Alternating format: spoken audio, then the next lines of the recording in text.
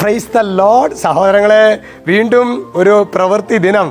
കർത്താവേ, ഈ ഒരാഴ്ചയിലെ ദൈവമക്കൾ ചെയ്യുന്ന ഓരോ പ്രവർത്തനങ്ങളും അത് അനുഗ്രഹമായി.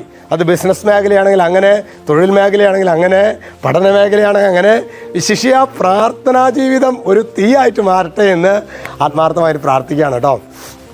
പിന്നെ നാളെ നമ്മളുടെ ധ്യാന കേന്ദ്രത്തിൽ എടത്തിരിഞ്ഞ് സ്കൂളിലെ ബഹുമാനപ്പെട്ട ടീച്ചേഴ്സിന് വേണ്ടിയിട്ടുള്ളൊരു സെഷൻ ഉണ്ട്. ഒരു 1 ഡേ പ്രോഗ്രാമാണ്. നിങ്ങൾ പ്രാർത്ഥനയിൽ ഓർത്തേക്കണം കേട്ടോ. ഇന്ന് നമ്മൾ ധ്യാനിക്കുന്നത് ദാനിയേലിൻ്റെ പ്രവചനം 10:12. അവിടെ ദൈവത്തിൻ്റെ ദൂതൻ പറയാണ്, അവൻ പറഞ്ഞു, ദാനിയേലേ ഭയപ്പെടേണ്ട. കാരണം എന്താ? ശരിയായി അറിയുന്നതിനെ നീ നിൻ്റെ ദൈവത്തിൻ്റെ മുൻപിൽ നിന്നെ തന്നെ എളിമപ്പെടുത്താൻ തുടങ്ങിയ ദിവസം മുതൽ.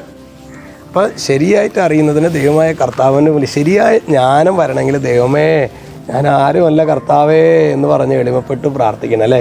എളിമപ്പെടുത്താൻ തുടങ്ങിയ ദിവസം മുതൽ പറയാണ് എൻ്റെ പ്രാർത്ഥന കേൾക്കപ്പെട്ടിരിക്കുന്നത്. അപ്പോൾ എളിമപ്പെട്ടിട്ടുള്ള പ്രാർത്ഥന, കർത്താവിൻ്റെ സന്നിധിയിൽ എളിമപ്പെട്ടിട്ടുള്ള പ്രാർത്ഥന, പ്രിയ സഹോദരൻ, എളിമപ്പെടുക, ആ പ്രാർത്ഥന കേൾക്കപ്പെടും. എന്നിട്ട് പറയാണ്, ദാനിയേലിനോട് പറയാണ്, നിൻ്റെ പ്രാർത്ഥന നിമിത്തമാണ് ഞാനിപ്പോൾ വന്നിരിക്കുന്നത്.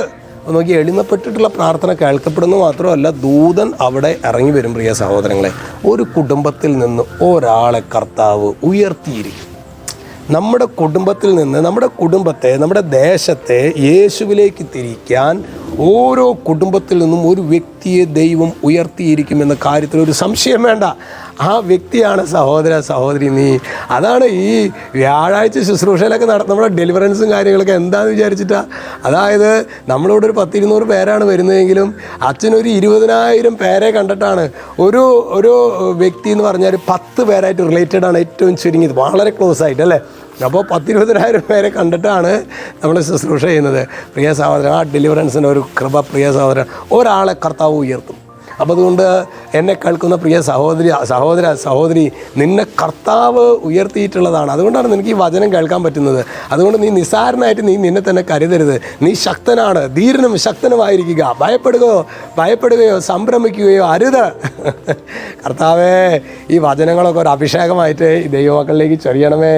യേശുക്രിസ്തുവിൻ്റെ നാമത്തിൽ ഇപ്പോഴും എപ്പോഴും എന്നേക്കും ആമേൻ.